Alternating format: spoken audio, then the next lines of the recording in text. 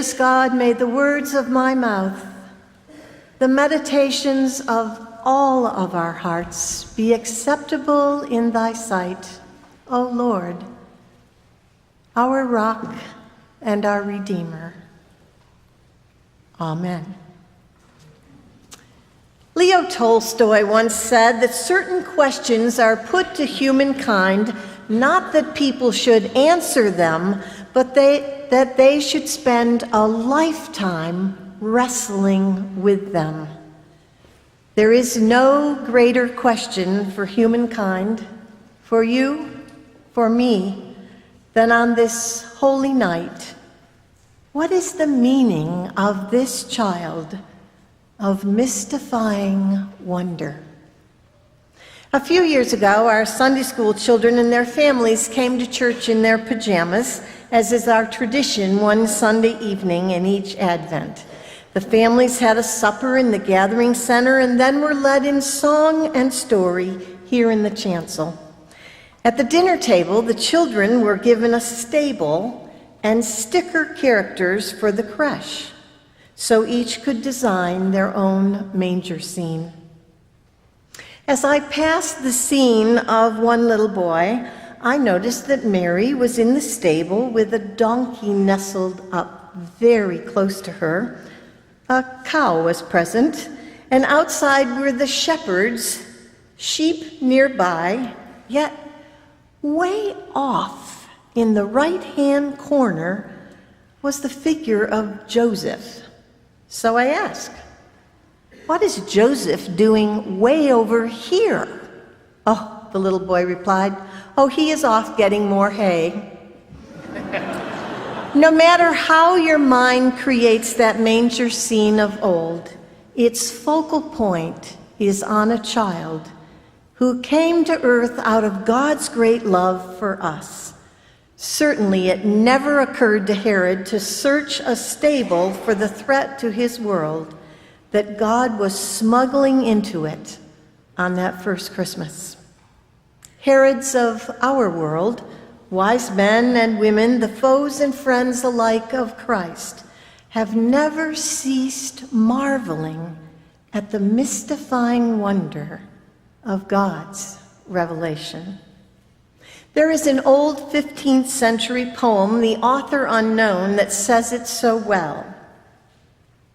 "Thou shalt know him when he comes, not by any din of drums, nor by vantage of his airs, nor by anything he wears, neither by his gown nor his crown. For his presence known shall be by the holy harmony that his coming makes in thee." Holy harmony. Intriguing phrase, and a phrase that resounded many years ago at the Christmas of the war to end all wars. It has been said, no one knows for certain where and how the truce officially began. An English captain wrote to his wife, "I was in my dugout reading a paper and the mail was being dished out. It was reported that the Germans had lighted their trenches up all along the front. We had been calling to one another for some time, Christmas wishes and other things. I went out and they shouted, 'No shooting.' And then somehow the scene became a peaceful one. All our men got out of the trenches and sat on the parapet. The Germans did the same, and they talked to one another in English and broken English. We shook hands. We wished each other Merry Christmas." What a sight, he goes on to say. Little groups of Germans and British, some French and Belgians, extending almost the length of our front. We could hear the recently composed hymn, Stille Nacht, being sung. Out of the darkness, we could hear laughter and see lighted matches Here we were laughing and chatting to men whom only a few hours before we were trying to kill. Humanity lit by divinity. Who is this child of mystifying wonder? Tell me the weight of a snowflake, a coal mouse asked a wild dove. Nothing more than nothing, the dove answered. In that case, I must tell you a marvelous story, the coal mouse said. I sat on a fir branch close to the trunk when it began to snow. Not heavily, not in a raging blizzard, no, just like in a dream, without any violence at all. Since I didn't have anything better to do, I counted the snowflakes setting on the twigs and needles of my branch. Their number was exactly 3,471,952. When the next snowflake dropped on the branch, nothing more than nothing, as you say, the branch broke. And having said that, the coal mouse ran away.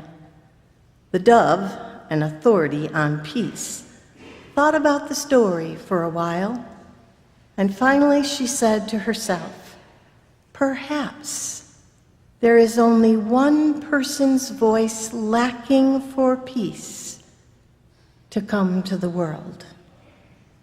The voice, the presence of the Christ child? Could it be? In the play Green Pastures, the angels and the archangels, the prophets and the sages have gone back and forth from heaven to earth. They keep coming to tell God that the people on earth cannot seem to get it right.